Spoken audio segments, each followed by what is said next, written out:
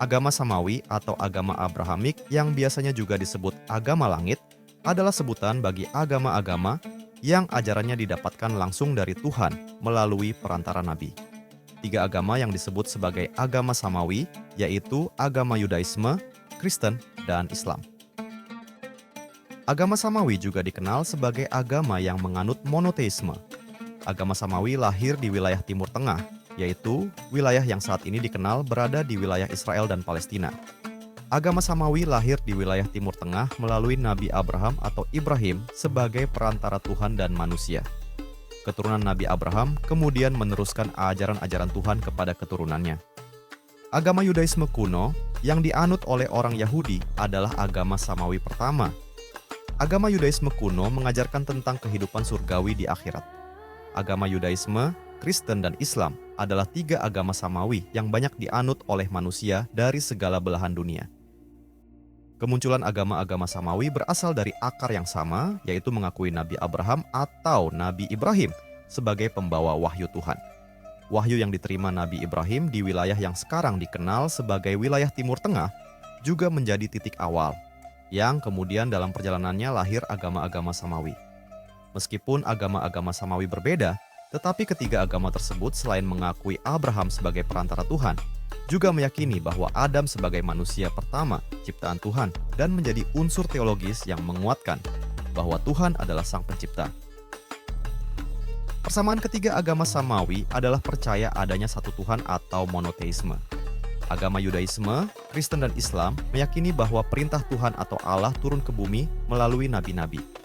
Namun meskipun ketiga agama Samawi sama-sama menganut monoteisme, kitab ketiga agama tersebut berbeda, tentu saja diikuti perbedaan perspektif dan tata ibadah.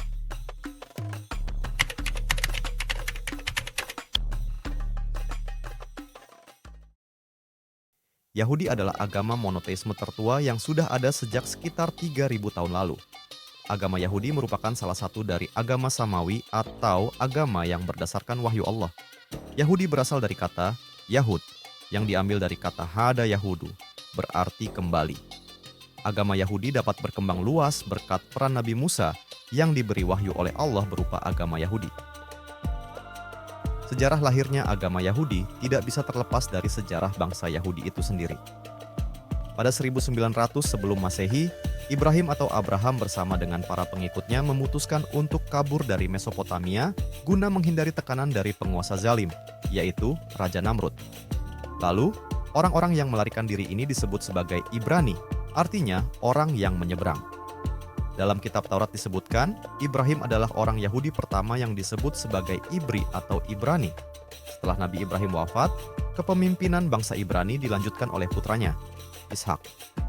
Selanjutnya, Ishak digantikan oleh putranya yang bernama Yakub. Yakub diberi gelar kehormatan yang disebut Israel, artinya hamba Allah yang sangat taat.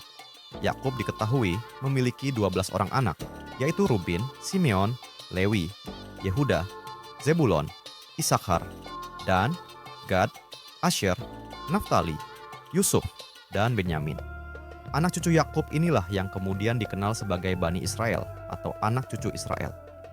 Ketika salah satu anak Yakub, yaitu Yusuf, menjadi pejabat di pemerintahan Firaun di Mesir, Bani Israel pun kemudian hijrah ke Mesir. Pada awalnya, Bani Israel mendapat perlakuan baik dari raja setempat. Akan tetapi, pada masa kepemimpinan Amnahotap II, kebaikan itu berubah menjadi sebuah kekejaman. Sebab, Amnahotap II khawatir terhadap perkembangan Bani Israel dan tidak suka dengan agama tauhid yang mereka anut. Akibatnya, Amnahotap II menjadikan Bani Israel sebagai budak. Semakin lama, kekejaman Amnahotap II terhadap Bani Israel semakin menjadi-jadi. Sekitar abad ke-13 sebelum Masehi, Allah pun mengutus Musa dan Harun yang juga merupakan keturunan Yakub untuk membebaskan Bani Israel dan mengajak Amnahotap II bertauhid, tetapi ditolak. Pada akhirnya, Musa mengajak Bani Israel berhijrah. Sesampainya di Tursina, Musa bersama kaumnya mendirikan sebuah perkampungan. Setelah itu, Musa memutuskan pergi ke Bukit Tursina selama 40 hari untuk mendapat wahyu dari Allah. Sewaktu sedang bermeditasi di Bukit Tursina, Allah menurunkan agama Yahudi kepada Musa untuk kemudian diajarkan ke Bani Israel dengan Taurat sebagai kitab suci.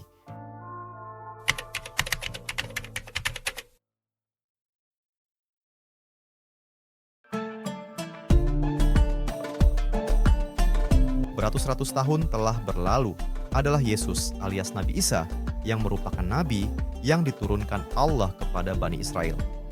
Tugasnya adalah untuk menyelamatkan Bani Israel dari kesesatan yang telah lama dilakukan kaum tersebut. Allah masih menyayangi kaum Nabi Musa ini dan menurunkan satu nabi lagi khusus untuk mereka. Nabi Isa mengaku jika dirinya diutus Allah hanya untuk kaumnya saja, Bani Israel, dan bukan untuk umat manusia seluruh dunia.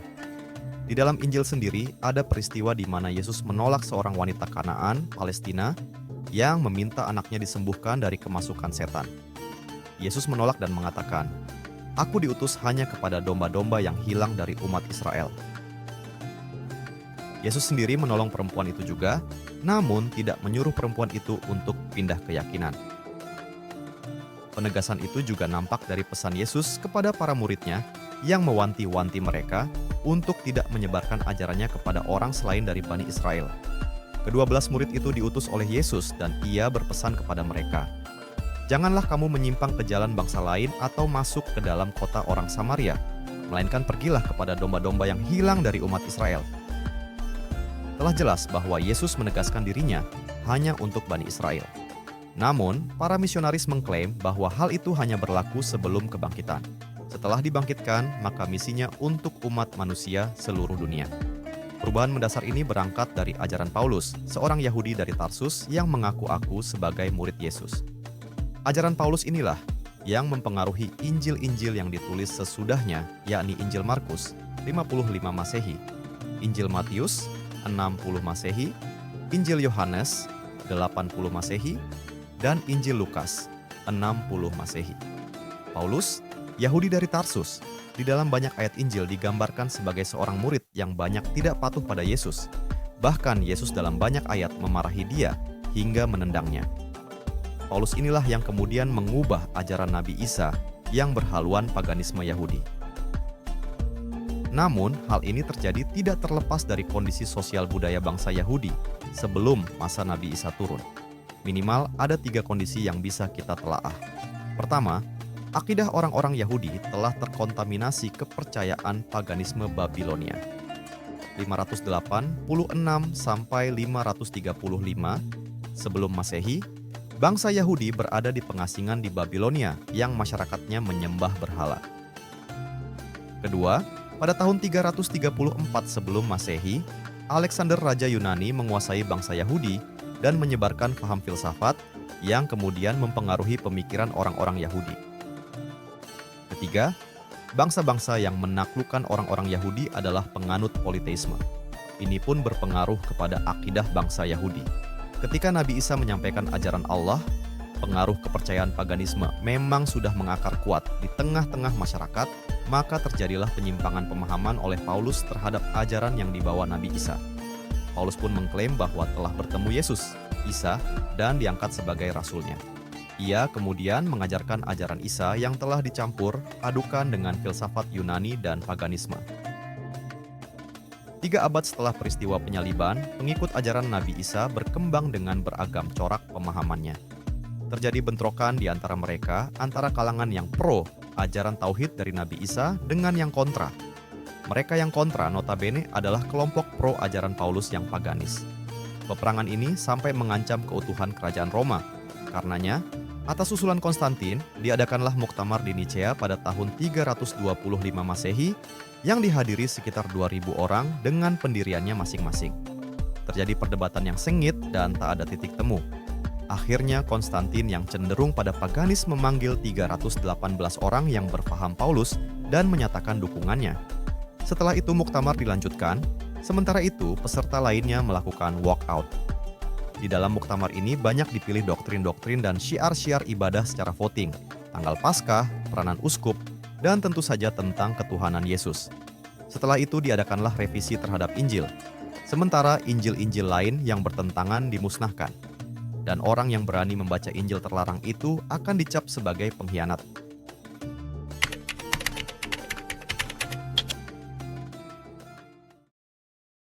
Islam adalah salah satu agama monoteistik utama dunia. Itu dimulai pada awal abad ke-7 Masehi. Islam berasal dari kata al-silm dan salama, yang artinya damai dan pasrah. Tuhan dalam Islam disebut sebagai Allah, yang dalam bahasa Arab berarti Sang Maha Kuasa. Seseorang yang beriman dan mengamalkan agama Islam disebut Muslim. Nabi Muhammad hidup dari tahun 570 sampai 632 Masehi. Beliau adalah keturunan dari Nabi Ibrahim dari anaknya Ismail. Ia lahir di Mekkah dari keluarga kelas menengah di suku penggembala nomaden yang kuat dan pedagang sukses. Ayahnya meninggal sebelum dia lahir, dan ibunya meninggal ketika dia baru berusia 6 tahun. Dia dibesarkan oleh keluarga angkat hingga dewasa. Muhammad bekerja sebagai pedagang selama beberapa tahun di jalur perdagangan antara Arab, Suriah, dan Yaman. Dia bertemu dengan seorang janda kaya bernama Khadijah yang menyewanya untuk melindungi karavannya di jalur perdagangan, dan mereka akhirnya menikah. Ketika Muhammad berusia 40 tahun, beliau mendapatkan wahyu dari Allah dan diangkat menjadi nabi dan rasul. Pada saat itu beliau menyendiri beberapa hari di Gunung Hira. Dalam satu perjalanan di tahun 610, malaikat Jibril menampakkan diri kepadanya dan mengatakan kepadanya bahwa hanya ada satu Tuhan, yaitu Allah, dan dia telah memilihnya sebagai seorang nabi dan rasul. Dan beliau adalah nabi yang terakhir dan terbesar dalam serangkaian nabi bersama dengan Nabi Ibrahim, Nabi Musa, dan Nabi Isa. Nabi Muhammad terus mendapatkan wahyu ini dan mulai mendakwahkan pesannya.